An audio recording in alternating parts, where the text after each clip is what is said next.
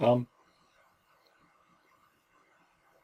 I'm going to try to talk about a problem that I've thought about for many years, which is the problem of death.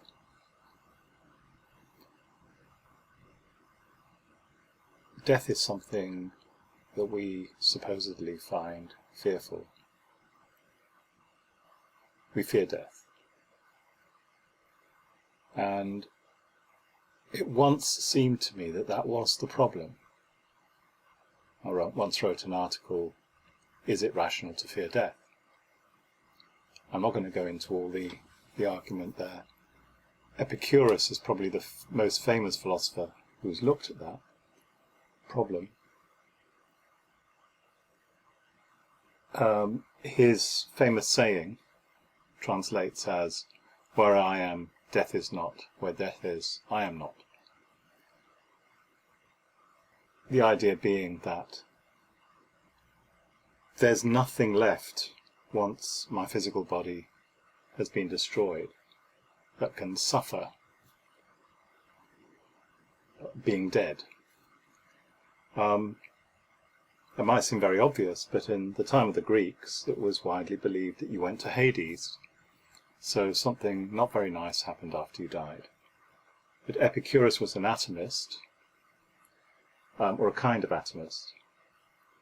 He believed in free will, so atoms weren't totally controlled by deterministic laws. But anyway, he was an atomist, so your atoms are dispersed, you're dead, and there's nothing left of you. So suffering can happen to you, you can fear suffering, you can experience it, but death is the absolute absence of you. Okay, well, I'm not looking at it from that point of view now, because, I don't know what it means to say something it's rational to fear, or it's not rational to fear something. Someone who's very brave, are they irrational if they don't fear something that is actually, you've got a very good reason to fear it, like a, ferocious tiger or something? It's irrelevant to talk about that in those terms. To me, I've come to see death is much more about trying to understand what it is.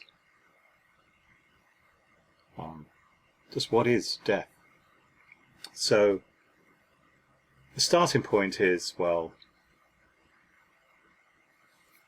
I can't call it an axiom, but it's just like a basic proposition that is true of death, which is when you die, you're dead forever.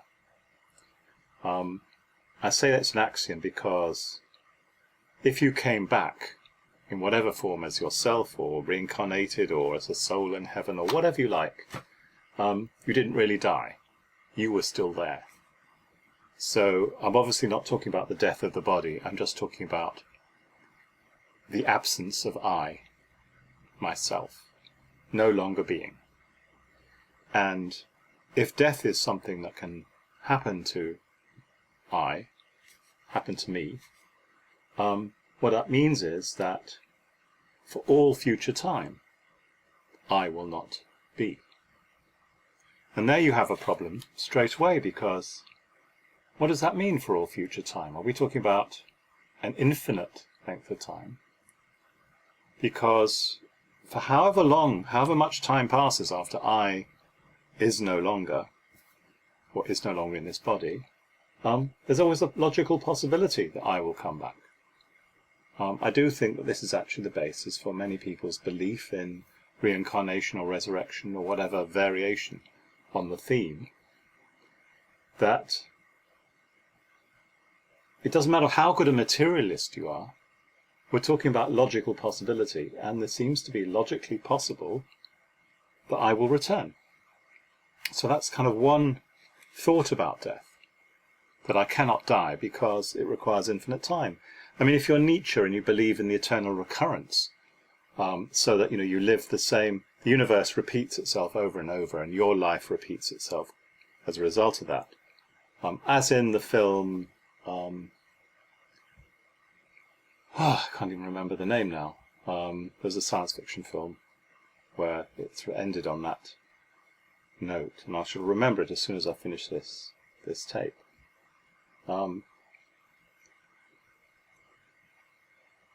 It's only a contingent fact that the universe keeps repeating itself. It could repeat itself 1,000,000 times. The whole history of the universe could play itself out 1,000,000 times, and then the 1,000,001th time it deviates. There's no logical necessity that it should always repeat, even if it has already repeated. I mean, this is a point made about determinism. That determinism can only be ultimately contingently true. It cannot be a necessary truth. So, even if I'm stuck in this repeating universe, so that I don't actually get to live any more than I'm living now, because obviously if I live my life again, there's no continuity. I have to start from the beginning, replay the tape. It could still deviate, and then I could, carry on living. So that's one possibility, or one thought about death, that it's actually logically impossible to die. But there's another thought about death, which is like the complete contrary, or contradiction of that idea, which is that it's impossible to survive. And this was an argument I actually put in my book. And it's a position you get to very quickly if you look at the standard problems of personal identity, the sort of things that analytic philosophers look at. Like, what would happen if someone pointed a fission ray at me and my body split in half, and each half grew a new half, and each half thought it was me? The Sixth Day with Arnold Schwarzenegger is the movie which comes nearest to that thought, because Arnold, the original Arnold, and the Arnold copy both think that they are Arnold.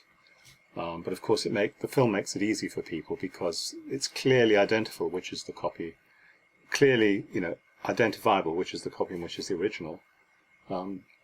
But it doesn't have to be that way. Duplication could happen in a perfectly symmetrical way. And I can't be both. So it looks like I've got to be neither. And there is nothing that continues in such a way that I will be one or the other.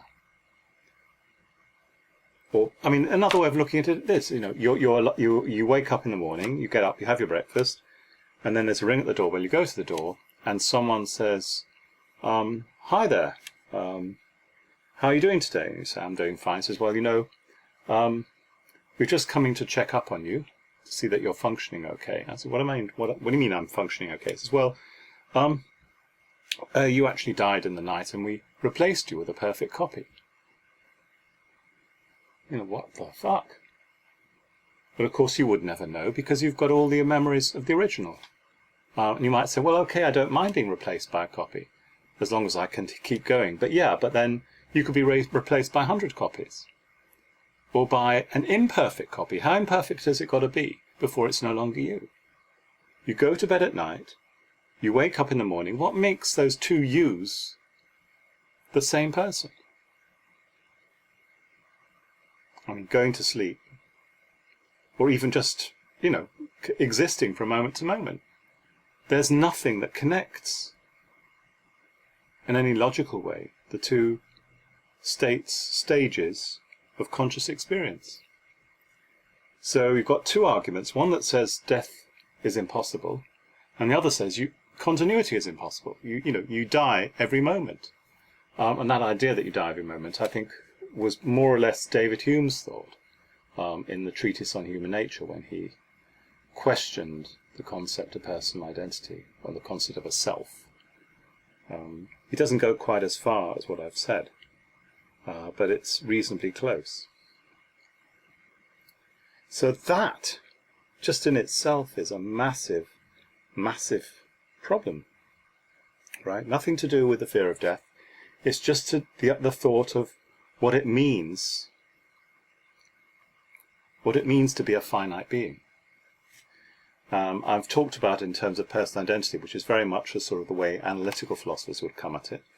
I mean, you've got the continental tradition with people like Heidegger and Emmanuel Levinas, who don't analyze death, they interpret it.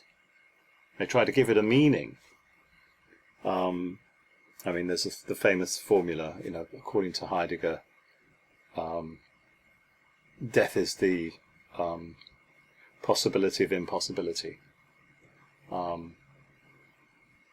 which means, as far as I can make out, you have to accept that it really is going to happen to you. This is not something that you're hoping isn't going to happen to you for a while, whatever.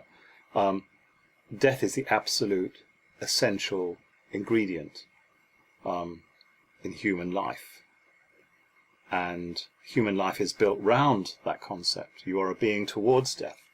You're a being in the process of creating a story of your own life. And when that life comes to an end, it will be a story that is complete, that will be told by those who remember you or whatever.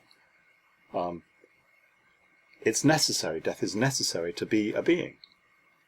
Levinas has a rather different take on this. He sees this, if like in a more pessimistic way, as the impossibility of possibility. You cannot do anything, ultimately, because death is going to subvert any plan that you have. But there is a way of getting out of it, which is this ethical thought that I can still make things good. The good that I do outlives me, and of course my children outlive me. I'm part of the sequence of generations. So in that sense, I'm not finite. But any project that we set ourselves is ultimately doomed by the very fact that it's, the fact that our death is waiting for us. And this is a sort of concept of finitude, as I said, which is more pessimistic in a way. Anyway, that's as best as I understand it. I'm sure anyone who's seriously studied either of those will come up with a much better account and say mine was complete crap. Doesn't matter, because I don't accept that the question of death can be answered by an interpretation. An interpretation is just a way of looking at it. And it can be a very interesting way. I want to say, yeah, Heidegger's right, Levinas is right, and maybe there are a few other ways of getting at it too. So I don't think that it's ultimately, to give an interpretation is like making the question of death really just a question of what we think or what we feel. It isn't about that, it's just about a fact. The fact of death. And that's a fact that I don't comprehend. As I said, I'm not fearful. I probably am fearful, but that's not I don't see that as the question. I see the question being to know, to understand what it is. What is death? And I'm going to leave it there. Bye.